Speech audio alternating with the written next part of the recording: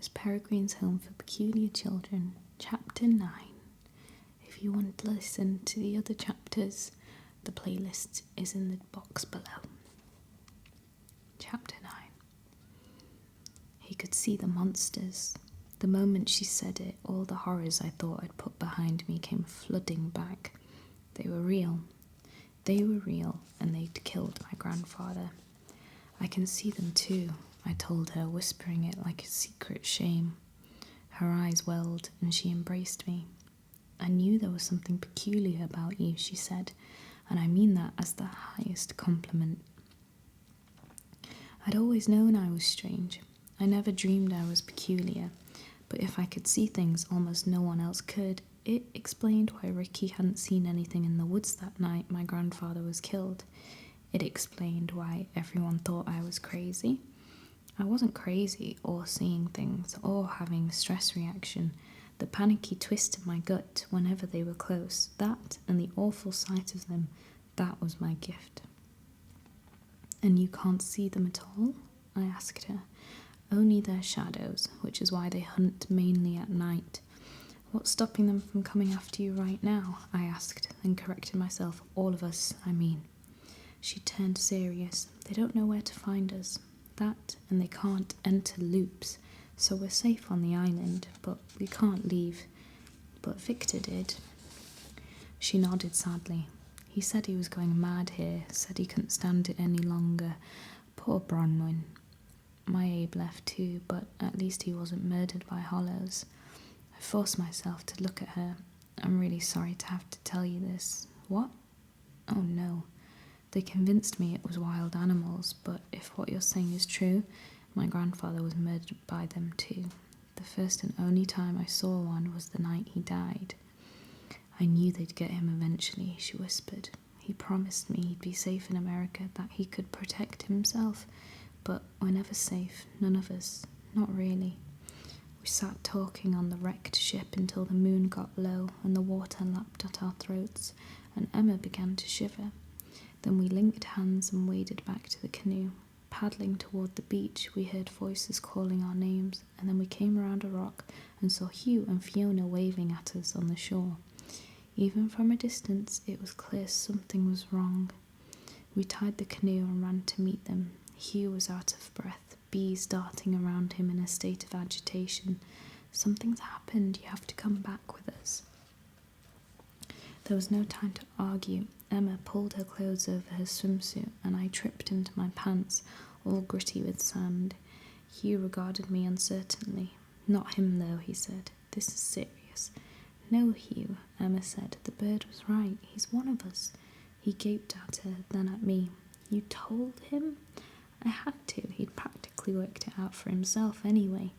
Hugh seemed taken aback for a moment, but then turned and gave me a resolute handshake. Then, welcome to the family. I didn't know what to say, so I just said, thanks. On the way to the house, we gleaned sketchy bits of information from Hugh about what had happened, but mostly we just ran. When we stopped in the woods to catch our breath, he said, it's one of the bird's inbreeding friends. She winged in an hour ago in a terrible state, yelling blue murder and rousing everyone from their beds. Before we could understand what she was getting at, she fainted dead off. He wrung his hands, looking miserable. Oh, I just know something wicked's happened. I hope you're wrong, said Emma, and we ran on. In the hall just outside the sitting room's closed door, children in rumpled nightclothes huddled around a kerosene lantern, trading rumours about what might have happened. Perhaps they forgot to reset their loop, said Claire. Bet you it was hollows, Enoch said. Bet they ate a lot of them too, right down to their boots. Claire and Olive wailed and clapped their hands over their faces. Horace knelt beside them and said in a comforting voice, There, don't let Enoch fill your heads with rubbish. Everyone knows hollows like young ones best. That's why they let Miss Peregrine's friend go. She tastes like old coffee grounds. Olive peeked out from between her fingers. What do young ones taste like? Lingonberries, he said, matter-of-factly. The girls wailed again. Leave them alone, Hugh shouted, and a squadron of bees sent Horace yelping down the hall. "What's going on out there?" Miss Peregrine called from inside the sitting room. "Is that Miss Appiston I hear? Where are Miss Bloom and Mr. Portman?" Emma cringed and shot Hugh a nervous look. "She knows?" "When she found out you were gone, she just about went off her chump. Thought you'd been abducted by whites or some balminess. Sorry, Em, I had to tell her." Emma shook her head, but all we could do was go in and face the music. Fiona gave us a little salute as if to wish us luck, and we opened the door. Inside the sitting room, the only light was a hearth fire that threw our quivering shadows against the wall. Bronwyn hovered anxiously around an old woman who was teetering half-conscious in a chair, mummied up in a blanket. Miss Peregrine sat on an ottoman, feeding the woman spoonfuls of dark liquid. When Emma saw her face, she froze. "Oh my God," she whispered. "It's Miss Avocet." Only then did I recognise her, though just barely, from the photograph Miss Peregrine had shown me of herself as a young girl. Miss Avocet had seemed so indomitable then, but now she looked frail and weak. As we stood watching, Miss Peregrine brought a silver flask to Miss Avocet's lips and tipped it, and for a moment the elder Imbrine seemed to revive, sitting forward with brightening eyes, but then her expression dulled again, and she sank back into the chair. "Miss Bruntley," said Miss Peregrine to Bronwyn, "go and make up the fainting couch for Miss Avocet, and then fetch a bottle of cocoa wine and another flask of brandy." Bronwyn trooped out, nodding solemnly as they passed. Next, Miss Peregrine turned to us and said in a low voice, "I am tremendously disappointed in you, Miss Bloom, tremendously, and of all the nights to sneak away. I'm sorry, miss, but how was I to know something bad would happen? I should punish you, however, given the circumstances, it hardly seems worth the effort." She raised her hand and smoothed her mentor's white hair. "Miss Avocet would never have left her wards to come here unless something dire had taken place." The roaring fire made beads of sweat break out on my forehead, but in her chair Miss Avocet lay shivering. Would she die? Was the tragic scene that had played out between my grandfather and me about to play out again, this time between Miss Peregrine and her teacher? I pictured it, me holding my grandfather's body, terrified and confused, never suspecting the truth about him or myself. What was happening now, I decided, was nothing like what had happened to me. Miss Peregrine had always known who she was. It hardly seemed like the time to bring it up, but I was angry and couldn't help myself. "Miss Peregrine," I began, and she looked up. When were you going to tell me?" She was about to ask what, but then her eyes went to Emma, and she seemed to read the answer on her face. For a moment she looked mad, but then she saw my anger, and her own faded. "Soon, lad, please understand. To have laid the entire truth upon you at our first meeting would have been an awful shock. Your behaviour was unpredictable. You might have fled, never to return. I could not take the risk. So instead you tried to seduce me with food and fun and girls while keeping all the bad things a secret." Emma gasped. "Seduce? Oh, please don't think that of me, Jacob. I couldn't bear it." "I fear you've badly misjudged us," said Miss Peregrine. "As for seducing you, what you've seen is how we live. There's been no deception, only the withholding of a few facts." "Well, here's a fact for you," I said. "One of those creatures killed my grandfather." Miss Peregrine stared at the fire for a moment. "I'm very sorry to hear that. I saw one with my own eyes. When I told people about it, they tried to convince me I was crazy. But I wasn't, and neither was my grandfather. His whole life he'd been telling me the truth, and I didn't believe him. Shame flooded over me. If I had, maybe he'd still be alive." Miss Peregrine saw that I was wobbling and offered me the chair across from Miss Avocet. I sat, and Emma knelt down beside me. "Abe must have known you were peculiar," she said, "and he must have had a good reason for not telling you." "He did indeed know," replied Miss Peregrine. "He said as much in a letter." "I don't understand then. If it was all true, all his stories, and if he knew I was like him, why did he keep it a secret until the last minute of his life?" Miss Peregrine spoon-fed more brandy to Miss Avocet, who groaned and sat up a little before settling back into the chair. "I can only imagine that he wanted to protect you," she said. "Ours can be a life of trials and deprivations. Abe's life was doubly so because he was born a Jew in the worst of times. He faced a double genocide, of Jews by the Nazis and of peculiars by the Holocaust. He was tormented by the idea that he was hiding here while his people, both Jews and peculiars, were being slaughtered. He used to say he'd gone to war to fight monsters, I said. He did, said Emma.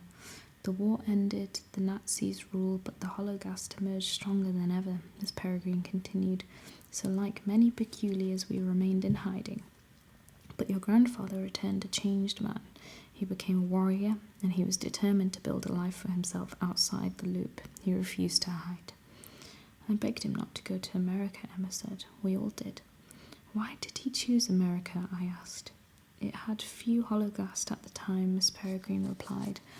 After the war, there was a minor exodus of peculiars to America. For a while, many were able to pass as common, as your grandfather did. It was his fondest wish to be common, to live a common life. He often mentioned it in his letters. I'm sure that's why he kept the truth from me for so long. He wanted for you what he could never have for himself. To be ordinary, I said. Miss Peregrine nodded. But he could never escape his peculiarity, his unique skill, coupled with the prowess he'd honed during the war as a hunter of hollows, made him too valuable. He was often pressed into service, asked to help eradicate troublesome pockets of hollows. His nature was such that he rarely refused. I thought about all the long hunting trips Grandpa Portman used to go on. My family had a picture of him taken during one of these, though I don't know who took it or when, since he almost always went alone. But when I was a kid, I thought it was the funniest thing because in the picture, he's wearing a suit. He brings a suit on hunting trip. Now I knew someone who's hunting more than just animals. I was moved by this new idea of my grandfather, not as a paranoid gun nut or a secretive philanderer or a man who wasn't there for his family, but as a wandering knight who risked his life for others, living out of cars and cheap motels, stalking lethal shadows, coming home shy, a few bullets and marked with bruises he could never quite explain, and nightmares he couldn't talk about. For his many sacrifices he received only scorn and suspicion from those he loved. I guess that's why he wrote so many letters to Emma and Miss Peregrine. They understood. Bronwyn returned with a decanter of cocoa wine and another flask of brandy. Miss Peregrine sent her away and set about mixing them together in a teacup. Then she began to pat Miss Avocet gently on her blue-veined cheek. "Esmeralda," she said. "Esmeralda, you must rouse yourself and drink this tonic I've prepared." Miss Avocet moaned, and Miss Peregrine raised the teacup to her lips. The old woman took a few sips, and though she sputtered and coughed, most of the purplish liquid disappeared down her throat. For a moment she stared as if about to sink back into her stupor, but then she sat forward, face brightening. "Oh my," she said, her voice a dry rasp. "Have I fallen asleep? How indecorous of me." She looked at us in mild surprise as if we'd appeared out of nowhere. "Alma, is that you?" Miss Peregrine kneaded the old woman's bony hands. "Esmeralda, you've come a long way to see us in the dead of night. I'm afraid you've got us all terribly worked up." "Have I?" Miss Avocet squinted and furrowed her brow, and her eyes seemed to fix on the opposite wall, alive with flickering shadows. Then a haunted expression stole across her face. "Yes," she said. "I've come to warn you, Alma. You must be on your guard. You mustn't allow yourselves to be taken by surprise as I was." Miss Peregrine stopped kneading. "By what?" "They could have only been whites. A pair of them came in the night disguised as council members. There are no male council members, of course, but it fooled my sleep-dazed wards just long enough for the whites to bind them and drag them away." Miss Peregrine gasped. "Oh, Esmeralda." "Miss Bunting and I were woken by our anguished cries," she explained, "but we found ourselves barricaded inside the house. It took some time to force the doors, but when we did, and followed the wide stink out of the loop, there was a gang of shadow beasts lying in wait on the other side. They fell upon us howling." She stopped, choking back tears. "And the children?" Miss Avocet shook her head. All the light seemed to have gone out of her eyes. "The children were merely bait," she said. Emma slid her hand into mine and squeezed, and I saw Miss Peregrine's cheek glisten in the firelight. It was Miss Bunting and myself whom they wanted. I was able to escape, but Miss Bunting was not so fortunate. She was killed. No, abducted, just as Miss Wren and Miss Tree Creeper were when their loops were invaded a fortnight ago. They're taking in Bream's Alma as some sort of coordinated effort. For what purpose, I shudder to imagine. Then they'll come for us too, Miss Peregrine said quietly. If they can find you, replied Miss Avocet. You are better hidden than most, but you must be ready, Alma. Miss Peregrine nodded. Miss Avocet looked helplessly at her hands, trembling in her lap like a broken winged bird. Her voice began to hitch. Oh, my dear children, pray for them. They're all alone now. She turned away and wept. Miss Peregrine pulled the blanket around the old woman's shoulders and rose. We followed her out, leaving Miss Avocet to her grief. We found the children huddled around the sitting room door. If they hadn't heard everything Miss Avocet had said, they'd heard enough and it showed on their anxious faces. Poor Miss Avocet, Claire whimpered, her bottom lip trembling. Poor Miss Avocet's children, said Olive. Are they coming for us now, miss? Asked Horace. We'll need weapons, cried Millard. Battle axes, said Enoch. Bombs, said Hugh. Stop that at once, Miss Peregrine shouted, raising her hands for quiet. We must all remain calm. Yes, what happened to Miss Avocet was tragic, profoundly so, but it was tragedy that need not be repeated here. However, we must be on watch. Henceforth you will travel beyond the house only with my consent, and then only in pairs. Should you observe a person unknown to you, even if they appear to be peculiar, come immediately and inform me. We will discuss these and other precautionary measures in the morning. Until then, to bed with you. This is no hour for a meeting. But miss, Enoch began. To bed. The children scurried off to their rooms. As for you, Mr. Portman, I'm not terribly comfortable with you travelling alone. I think perhaps you should stay, at least until things calm a bit. I can't just disappear. My dad will flip out. She frowned. In that case, you must at least spend the night. I insist upon it. I will, but only if you'll tell me everything you know about the creatures that killed my grandfather. She tilted her head, studying me with something like amusement. Very well, Mr. Portman, I won't argue with you. Your need to know. Install yourself on the divan for the evening and we'll discuss it first thing. It has to be now. I'd waited 10 years to hear the truth, and I couldn't wait another minute. Please. At times, young man, you tread a precarious thin line between being charmingly headstrong and insufferably pig-headed. She turned to Emma. Miss Bloom, would you fetch my flask of cocoa wine? It seems I won't be sleeping tonight, and I shall have to indulge if I'm to keep awake. The study was too close to the children's bedrooms for a late-night talk, so the headmistress and I adjourned to a little greenhouse that edged the woods. We sat on an overturned planters among climbing roses, the kerosene lantern on the grass between us, dawn not yet broken beyond the glass walls. Miss Peregrine drew a pipe from her pocket and bent to light it in the lamp flame. She drew a few thoughtful puffs, sending up wreaths of blue smoke, then began.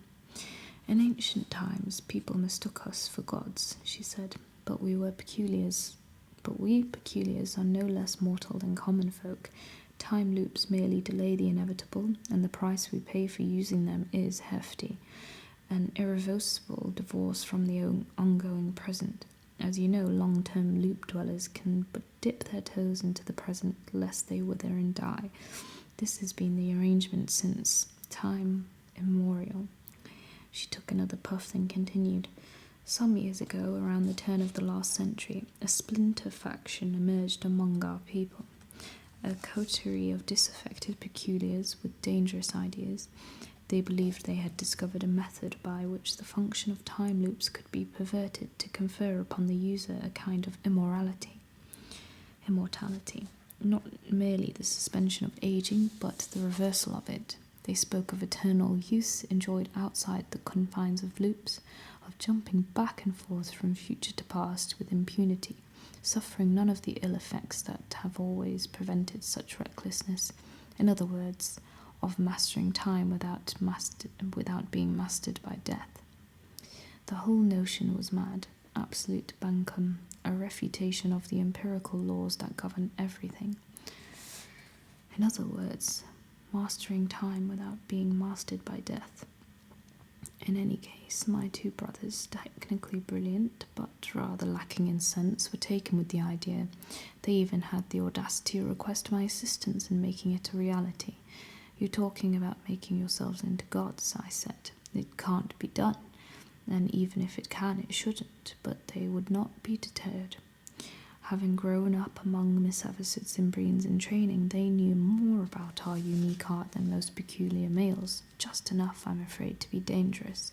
Despite warnings, even threats from the council, in the summer of 1908, my brothers and several hundred members of this renegade faction, a number of powerful Imbrians, among them traitors every one, ventured into the Siberian tundra to conduct their hateful experiment. For the site they chose, a nameless old loop unused for centuries. We expected them to return within a week, tails between their legs, humbled by the immutable nature of nature. Instead, their comeuppance was far more dramatic, a catastrophic explosion that rattled windows as far as the Azores. Anyone within 500 kilometers surely thought it was the end of the world. We assumed they'd all been killed, that obscene cracking bang, their last collective utterance. But they survived, I guessed. In a manner of speaking, others might call the state of being they subsequently assumed a kind of living damnation. Weeks later, there began a series of attacks upon peculiars by awful creatures who, apart from their shadows, could not be seen except by peculiars like yourself.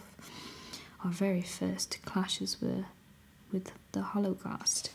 It was some time before we realized that these tentacle-gnawed abominations were in fact our wayward brothers, crawled from the smoking crater left behind by their experiment. Rather than becoming gods, they had transformed themselves into devils. What went wrong? That is still a matter of debate. One theory is that they reverse-aged themselves to a time before even their souls had been conceived, which is why we call them Holocaust. Because their hearts, their souls are empty. In a cruel twist of irony, they achieved the immortality they'd been seeking.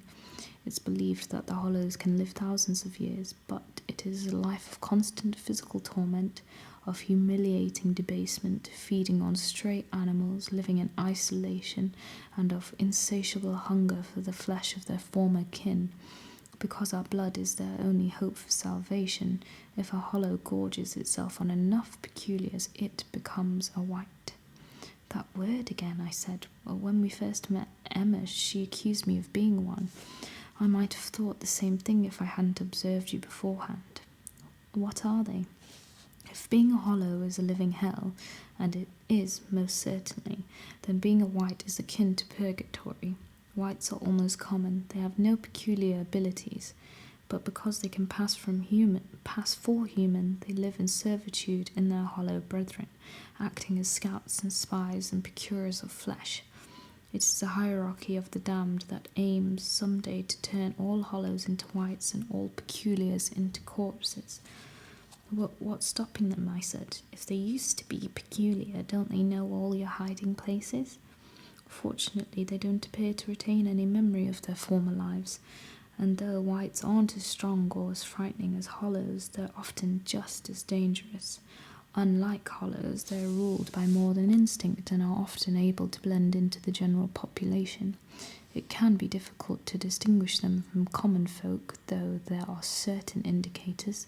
Their eyes, for instance, curiously, whites lack pupils. I broke into goosebumps, remembering the white-eyed neighbour I'd seen watering his overgrown lawn the night my grandfather was killed. I think I've seen one. I thought he was just an old blind man. Then you are more observant than most, she said. Whites are adept at passing unnoticed. They tend to adopt personas invisible to society.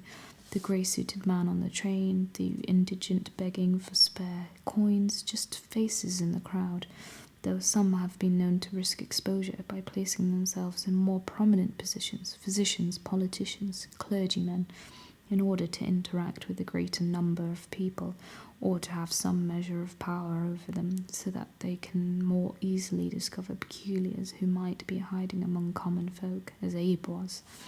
Miss Peregrine reached for a photo album she'd brought from the house and began to flip through it. These have been reproduced and distributed to peculiars everywhere, rather like wanted posters. Look here, she said, pointing to a picture of two girls astride a fake reindeer, a chilling, blank-eyed Santa Claus peeping out through its antlers. This White was discovered working in an American department store at Christmas. He was able to interact with a great many children in a remarkably short time, touching them, interrogating them, screening them for signs of peculiarity. She turned the page to reveal a photo of a sadistic-looking dentist. This White worked as an oral surgeon. It wouldn't surprise me to learn that the skull he's posing with belonged to one of his peculiar victims. She flipped the page again, this time to a picture of a little girl cowering before a looming shadow. This is Marcy. She left us 30 years ago to live with a common family in the countryside. I pleaded with her to stay, but she was determined. Not long after, she was snatched by a White as she waited for the school bus. A camera was found at the scene with this undeveloped picture inside. Who took it?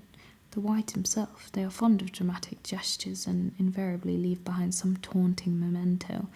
I studied the pictures, a small familiar dread turning inside me.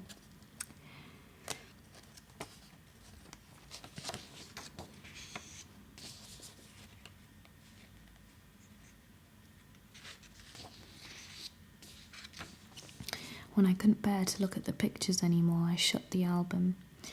I tell you all this because to know it's your birthright, Miss Peregrine said, but also because I need your help. You are the only one among us who can go outside the loop without arousing suspicion.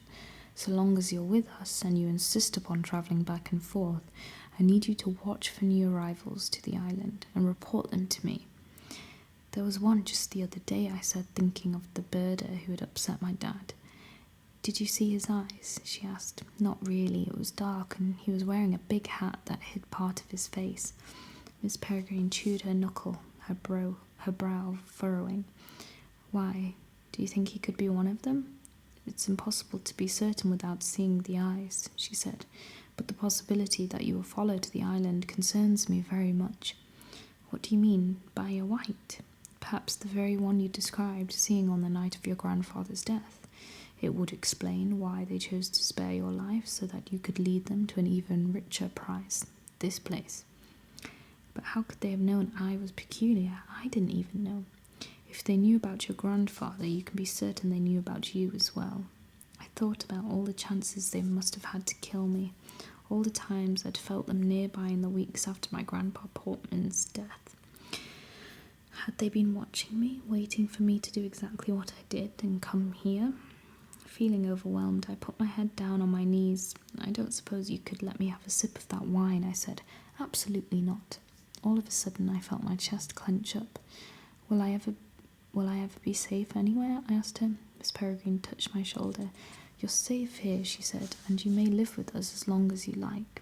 I tried to speak, but all that came out was little stutters. But I can't. My parents, They may love you, she whispered, but they will never understand. By the time I got back to town, the sun was casting its first long shadows across the streets. All-night drinkers were wheeling around lampposts on their reluctant journeys home. Fishermen were trudging soberly to the harbour in great black boots, and my father was just beginning to stir from a heavy sleep.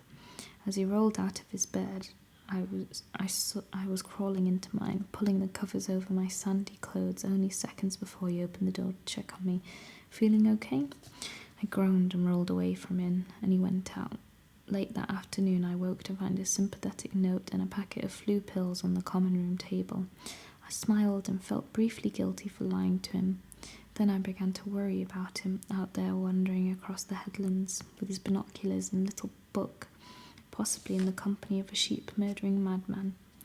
Rubbing the sleep from my eyes and throwing on a rain jacket, I walked a circuit around the village and then around the nearby cliffs and beaches, hoping to see either my father or the strange ornithologist and get a good look at his eyes, but I didn't find either of them. It was nearing dusk when I finally gave up and returned to the priest hall, where I found my father at the bar, tipping back a beer with the regulars. Judging from the empty bottles around him, he'd been there a while. I sat down next to him and asked if he'd seen the bearded bird. He said he hadn't. Well, if you do, I said, do me a favour and keep your distance, okay? He looked at me strangely. Why? He just rubs me the wrong way. What if he's some nutcase? What if he's the one who killed those sheep? Where do you get these bizarre ideas? I wanted to tell him. I wanted to explain everything and for him to tell me he understood and offer some tidbit of parental advice. I wanted, in that moment, for everything to go back to the way it had been before we came here, before I ever found that letter from Miss Peregrine, back when I was just a sort of normal, messed-up rich kid in the suburbs. Instead, I sat next to my dad for a while. We talked about nothing.